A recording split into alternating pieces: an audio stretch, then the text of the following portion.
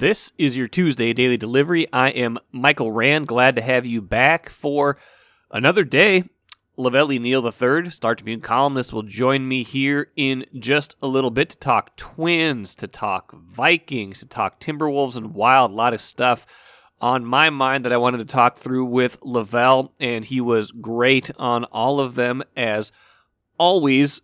Vikings made a couple signings on Monday. I want to get into that a little bit. Kind of a theme of today's show is kind of working the margins with deals, trying to, not outsmart everybody, but, Vikings and Twins have made some splash moves in recent days. The moves they made on Monday were not splash moves. They are moves that are more hopeful than they are closer to sure things. So we'll get into that regarding the Vikings. Paige Bueckers and UConn made the Final Four, a thrilling win, double overtime over North Carolina State. So they will be in Minneapolis on Friday when the Final Four starts for women's basketball. We talked a lot about the Timberwolves with Velle, and we got to talk about how that Western Conference playoff picture looks right now, because it's kind of interesting. If you were thinking that Golden State was going to be the number 2 seed, that is completely flipped lately. Memphis going to be the number 2 seed, and what does that mean for a potential first-round matchup for the Wolves? But first, what did I miss? Got to start with the Twins, even though it impacted a little bit of the discussion I had with Velle E, Neal III. You'll hear me working this guy's name into it rather humorously. He's this year's and Matt Shoemaker. That was the podcast little trick I had to do on one of the first shows I did last year. I think it was with Velle even again that time when we were talking about pitching, and then they went up and got Matt Shoemaker after I was already done recording a segment. Twins get Chris Archer on Monday. Now, Chris Archer, a better pitcher than Matt Shoemaker, a better track record, but it's been a while since he was good and healthy. I'd say his last really good season was 2017, and that stopped a run of really, 3 or 4 really good years in a row for him. I'd say actually 5 really good years in a row for Chris Archer, where he, burst onto the scene in 2013 as a rookie, 3rd in the Rookie of the Year voting. Good in 2014, 15, 16, 17. He was throwing almost, averaging 200 innings a season there. Topped 230 strikeouts 3 different times. All sorts of arm problems ever since then, though. Tommy John surgery in 2020. And so now, he's only thrown 19 1/3 innings the last 2 seasons. And, so what are the Twins getting here exactly? They signed him to a 1-year reported $3.5 million contract, but incentives can push that as high as $9.5 million. So what are they getting exactly in Chris Archer? And so to kind of frame this, I went back and kind of thought about historically what are the Twins hoping he becomes, and what's kind of the who are some comparable pitchers that the Twins have signed, and how has it worked out, and how has it not worked out? And here's kind of how I see it. On the high end, the comp I see for Chris Archer is Carl Pavano. Remember Carl Pavano signed with traded by Cleveland, I believe, to the Twins in 2009, helped them down the stretch that season, and then was great in 2010, really kind of rediscovered his whole career, won 17 games, was a workhorse, had 7 complete games, had a couple shutouts that season, really was a key for that 2010 division-winning team for the Twins. And he was pretty good again in 2011, even when the Twins were imploding. He gave them a lot of innings. He was a decent pitcher that season, but he had all sorts of problems when he was with the Yankees. He had his whole career interrupted after having a really, a nice run with the Marlins, and then everything kind of fell apart for him with the Yankees. So he comes to the Twins eventually and turns his whole career around. So that would be the upside for Chris Archer. Can he become the next Carl Pavano for the Twins? The downside, I would say, what you don't want is he the next Mike Pelfrey? Now, Pelfrey, if you'll recall, was a pretty decent pitcher for the Mets from 2008 through 2011, gave them at least 184 innings each of those seasons, posted some decent ERAs, won 15 games one of those seasons. Then he had to have Tommy John surgery in 2012. Twins signed him in 2013, and it just didn't go well. The rest of his career, Mike Pelfrey went a combined 18-49, and for the Twins, he went 11-27. He had still some more elbow issues in 2014, but 2013, 2015, just not great for Pelfrey. 5-13 one of those seasons, 6-11 the other. Had a little bit more success in 2015, but nothing that you would want to say, hey, bring that guy back for sure. So that's the kind of downside comp. A guy who later in his career struggled through injuries just like Pavano and just never really rediscovered whatever it was he had earlier in his career. Now, Chris Archer, I think, is a more accomplished pitcher than either of those guys, especially Pelfrey. I think Archer's upside is higher than that of Pelfrey and probably even that of Pavano, but his downside is that, again, he's coming off Tommy John surgery. He's had all sorts of problems in the last 3-4 years since that really healthy, good run in his, mid to late 20s, the prime of your career. Those years where he was stacking up those good seasons. He was 25, 26, 27, 28. He's 33 now, coming off of major arm surgery. Can he be that pitcher? So it's a big gamble for the Twins, who are otherwise relying on a lot of other young arms, a lot of guys who have some question marks. Sonny Gray has question marks. What's his health status going to be like this season? He did pitch a minor league game on Monday, looked good according to all reports, so that was encouraging. Dylan Bundy hasn't been all that great for a while either. I think his most recent good season was 2020, but that was the short season. Before that, it was probably 2017. So they are banking on a lot of guys to bounce back and for them to be able to kind of find whatever these guys once had. And that's a risk. And Lavelle and I are going to get into that in just a little bit here. Take a playcation to Mystic Lake for 24/7 gaming, fun restaurants and bars, and luxurious hotel rooms. And join Club M to bask in the rewards. Follow the lights to Mystic Lake, where every day is play day. Really happy to have Lavelle E. Neal III back on Daily Delivery. Lavelle, it's been a little while. I think the last text messages you and I exchanged were about Christmas. So I don't know. Maybe we emailed a couple of times, but I feel like you've been on more recently than that. But welcome back. How are you? I'm doing swell. Just slowly but surely easing into things here post Olympics, and I'll actually be making I was trying to sneak up on people. I think the secret's already out, but I'll be headed down to Fort Myers for a few days to kind of see the final roster moves of the Twins before opening day. So looking forward to that, because that's been going down to Florida. It's been like part of my life for 27 years. So it would have been weird not going to Florida for spring training. Lavelle, is your arm loose? That is my first question, because I am concerned. I want to get your thoughts here. Take it as far as you want to go. What's the pitching plan here? Because I'm worried about Twins pitching for a second consecutive year. Yeah, I think we should all be concerned. That's the one thing they were unable to address during this crazy offseason, this lockout affected offseason, was to seriously upgrade their starting rotation.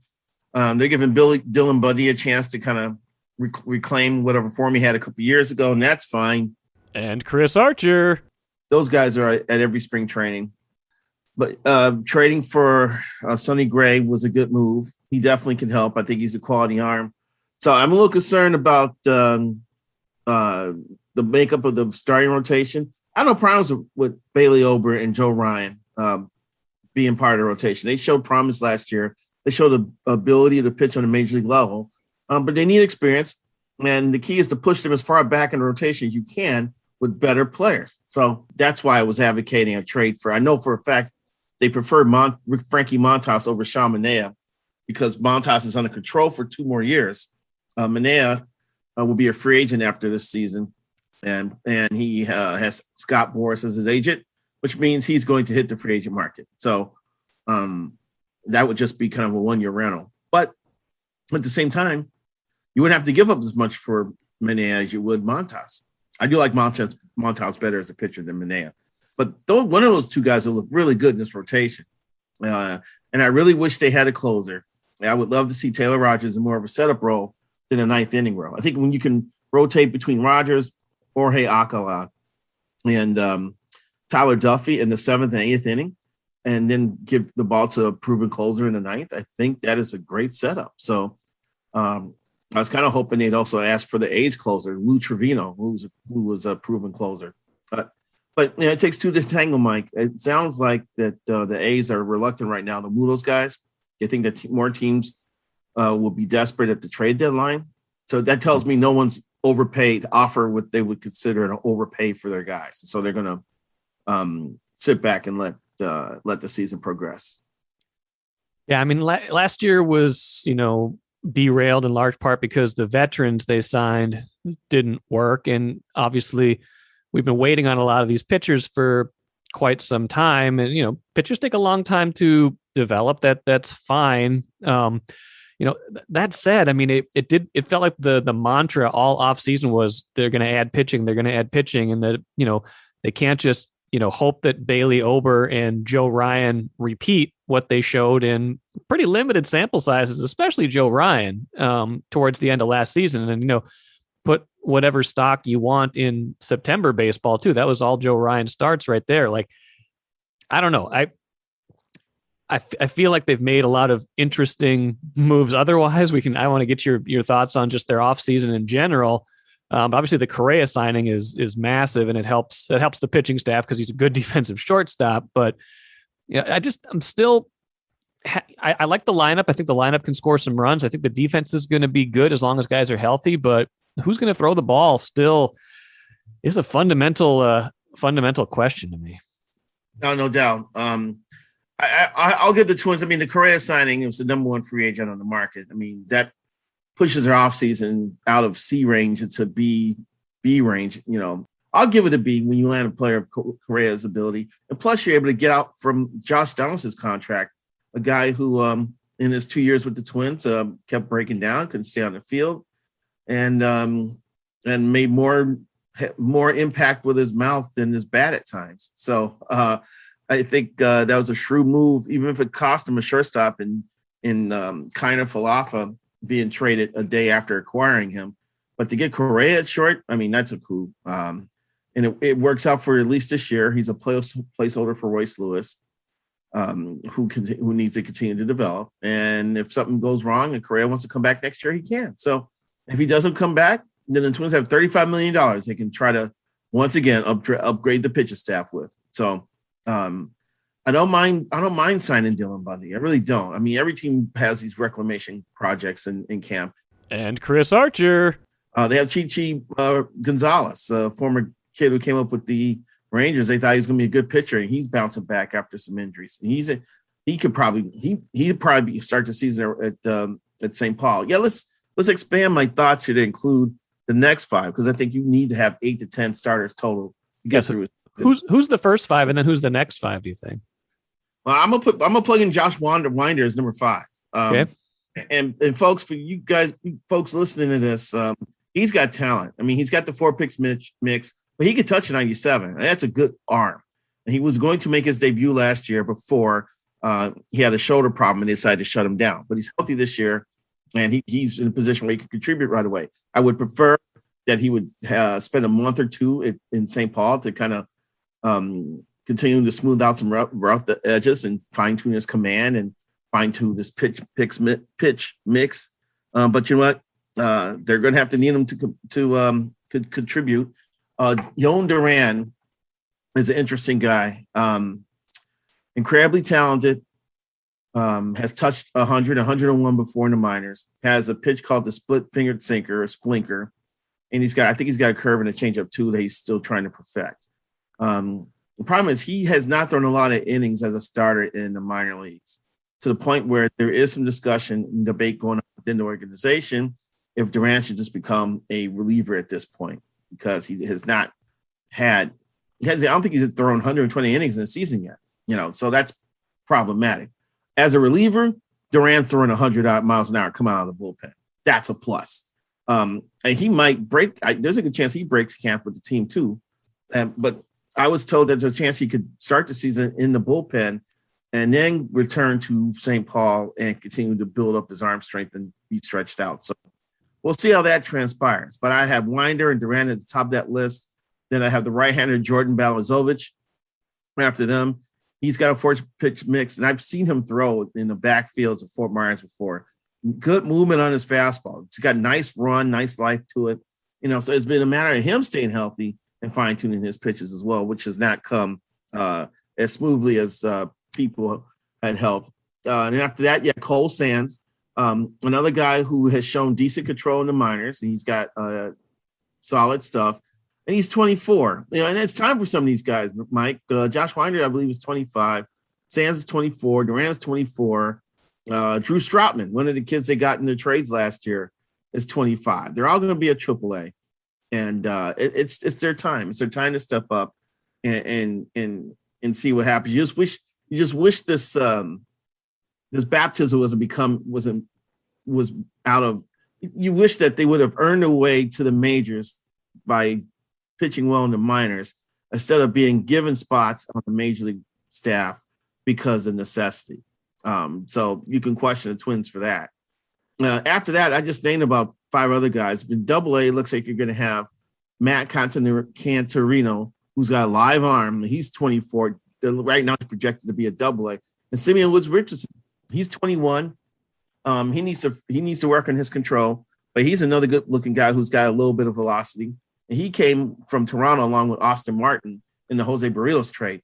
So I'm actually named 6 or 7 guys who are youngish guys who have talent, and most of them are not these finesse spot hitting Nick Blackburn, Kevin Sloy types that the Twins were known for developing about 15 years ago. These are guys who actually have stuff and can miss bats, who could be on the radar sooner or later. You just want them to earn it instead of it being given to them.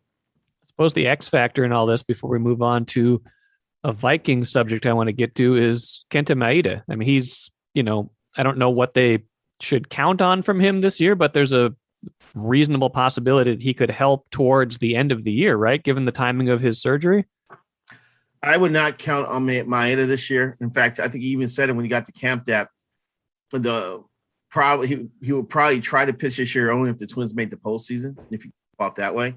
So he had a very interesting surgery, Mike, because he had Tommy John, but also did primary repair at the same time. So the primary repair surgery is when you take the ligament and wrap it with, I want to say collagen. That doesn't sound right, but it's something that helps with healing and strengthening that ligament. And then they put the ligament back in the elbow. So they replaced the ligament, and then the ligament they replaced was wrapped with something to strengthen and powering it to make this elbow apparently as sturdy as possible. Yeah, that's a good point. So sometimes we got to be patient. Sometimes the full picture comes into view as time goes on. And that kind of feels like how we might view the Vikings offseason at this point. I wanted more change, but I also get why there hasn't been more change. What are you thinking as you evaluate the moves they've made and didn't make, to be honest? I know people are kind of thinking everybody else has done something with their quarterback spot except the Vikings. They extended Cousins, gave him more money. I tell you, one thing Cousins has done is he knows how to make money. But they reduced the cap hit for the upcoming season. That's allowed them to do some things. They had to address the defense. The offense is going to be fine. Even with your criticisms of Kirk Cousins, it's a top 10 offense with Justin Jefferson and Adam Thielen and Dalvin Cook and the return of a healthy Irv Smith Jr.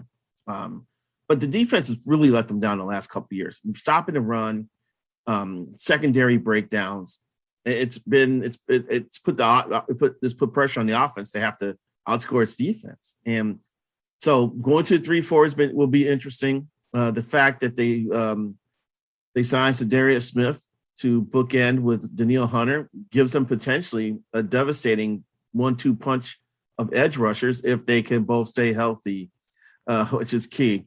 I like the Jordan Hicks move. He's a linebacker who can fly. He's fast and is going to make a lot of tackles.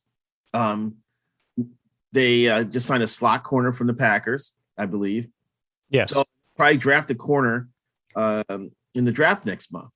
So you're seeing them address their key weakness, which is the defense. So and the thing too, Mike, even though we think that the Vikings still have some meat on the bone as far as trying to put that roster together for next year, I would argue that they've closed the gap on the Packers because the Packers have lost Devontae Adams. They lost Darius Smith.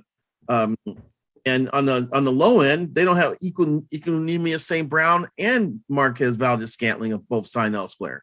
Who is Rodgers going to throw to next year? Robert Tonyan, 10 times a game? Alan Lazard, exactly. So I think you can say at this point that the gap's being closed in the NFC North a little bit. Yeah, when Rodgers doesn't have receivers that he likes, he tends to let them know about it too. So that'll be interesting. I'm sure they have a move or two to make yet, and then they can certainly draft somebody with the equity they've picked up. But again, those are not sure things like Devontae Adams was. That is to be certain. Lavelle, final thing for you. I'm gonna put you on the spot right now. Timberwolves and Wild. Give me your prediction. Your over under. I'm gonna set an over under number for combined playoff wins for those two teams. Now, keep in mind the Wolves have to get past the play-in probably just to get to the playoffs. Combined playoff wins for those two teams. Over under number is 9. 9, huh? What's the first round in NBA? How many games is that first? Are they all 7-round series? It's a 7-game series. That's a really good question. I think the Wild are equipped to make a run to the conference finals at this point. They're playing really good hockey right now. They've addressed some of their issues that have been lingering. They've gotten deeper in between the pipes. They've gotten tougher, more physical. Foligno doesn't have to be the only one fighting everybody anymore. Correct. I just like how that team made up. They're built to make a run. I can see them getting to the conference finals. So that would be. So that's 8. That's 8. Plus whatever they do in the conference finals. I'm going to take for granted that the Wolves win the play-in game. I'll give them 2 wins. Does that count as a playoff win? The play-in does not count as the playoffs. You got to get in the top 8. So they'll barely. I could say 10. I'm going to say 10. Okay, so you got the Wild. You got between them. You got them between them. At least one of them's got to win at least one playoff series in this scenario. Maybe 2 if the Wolves fall completely flat. But you're going the over. It's interesting. I think I like the Wild a lot more than it did 2 weeks ago when they did look like they couldn't do anything. They couldn't stop anybody. Their identity was completely battered. And now the trades that Bill Guerin made at the deadline to get Marc-Andre Fleury to get some more toughness, like you referenced, that's going to set them up pretty well. And it's, hockey playoffs are weird. There's no guarantees, but I think I like the over too, but it's also hard to get too optimistic here in this market, right? Even though both those teams are way more interesting than they've been in a long time. It's a lopsided. It's going to be lopsided at 10 with the Wild winning the majority of the playoff games between those two teams. Like I can see the Wolves winning a playoff game and then getting knocked out 4-2 in the next round because they'll get in at the bottom seed and face one of the top teams in the West. Yeah, and they'll have to pack a lunch in that series. I think I don't think they'll get out of the next series. So, but I'll give them 2 wins. But I think I'm counting on the Wild here to back me up here and make a run in the conference finals. So, it's a fun time in Minnesota sports. We got the women's Final Four coming up here on Friday. We got the Twins about to start up. They're intriguing. We got the Vikings and draft coming up. These 2 teams look like they're going to make the postseason with the Wild and Wolves. I'm having a hard time remembering a more optimistic time in Minnesota sports because we sure have had our share of pessimistic times. Yeah, we just had a week where the Twins signed Correa, the Vikings signed Za'Darius, and then Fleury was traded to the Wild in the span of about 5 days. The 3 headline-grabbing moves that not just grab headlines here, but were noted nationally for yes. a while. The Twins have Correa. Wow, the Twins got the top. I mean, the Wild got the top goaltender in Fleury. wow, so Darius Smith is with the Vikings, it is optimistic. And you didn't mention there's 2 Minnesotas in the Frozen Four. Yeah. To go for Hockey's in the Final Four, and so is Minnesota State. And the Loons are good. The Loons are good. Well, Adrian Heath keeps bringing his strikers, so eventually 1 or 2 of them are going to start scoring goals. I thought he was going to start running a 4-2-4 there. Let's do it. Who could be strikers in that roster, man? So, it's actually an optimistic time in the Twin Cities. So we want the warm weather to come so we can look forward to sitting in Target Field when the weather's nice, watching the Twins game while monitoring the Wolves and the Wild and making playoff runs. That's what I like it. I like it. I'm ready for it, Lavelle. I don't know if you are, but I am ready for it. Well, thanks for joining me here, Lavelle. We'll do this again soon. All right. Sounds good. Good stuff from Lavelle. As always, love catching up with him just because he's got a lot of thoughts about a lot of different things. We can kind of bounce around, and we certainly did that today. And one of the things we talked about was the Vikings. They signed a couple kind of lower level free agents on Monday, the more notable one being Jesse Davis, a offensive lineman who has started, I think, 72 games for the Dolphins over the last 5 seasons.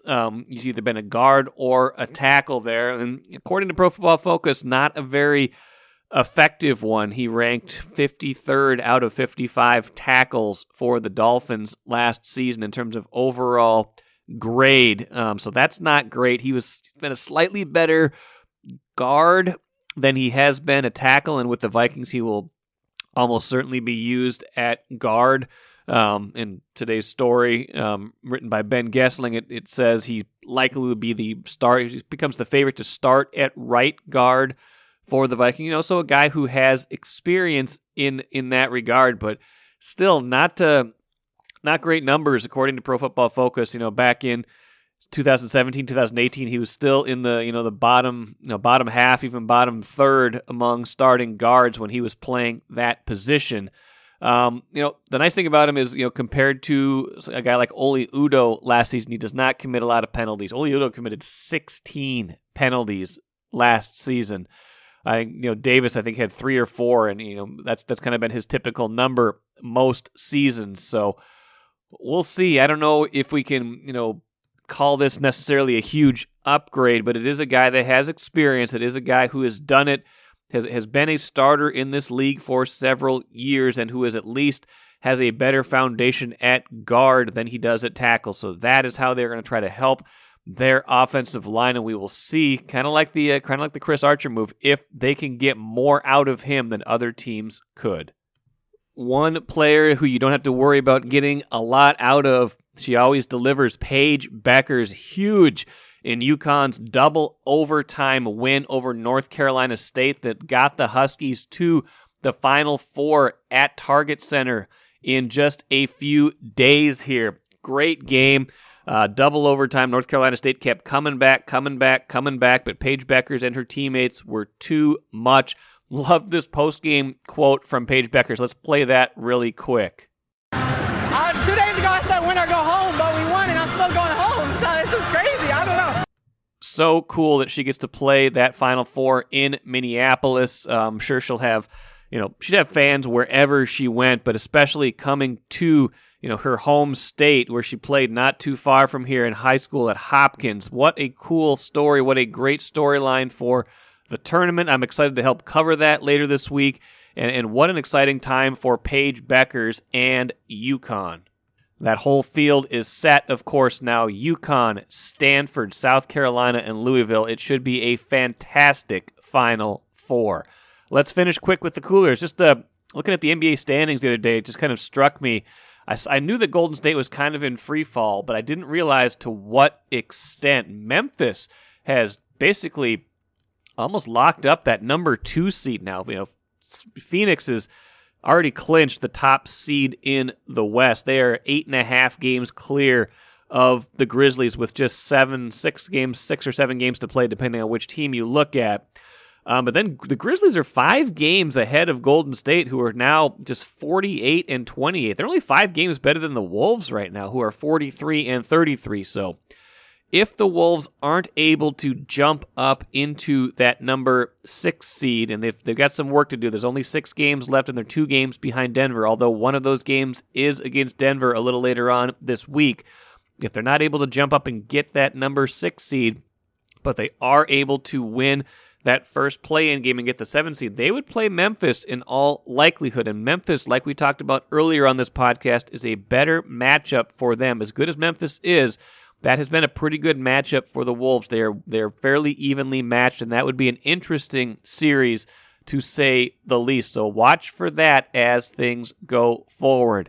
That will do it for me here today. Hope you enjoyed everything on today's show. Special treat coming up on Wednesday's show. Lindsey Vonn, decorated World Cup, U.S. Olympic champion skier, gold medalist. She will be on the show as we look ahead to the induction ceremonies for the Minnesota Sports Hall of Fame. So a great conversation with her, catching up with her in her retirement on a number of different subjects. So that will be something to look forward to on Wednesday's show. Thank you so much for listening today. I'll be back at it again on Wednesday.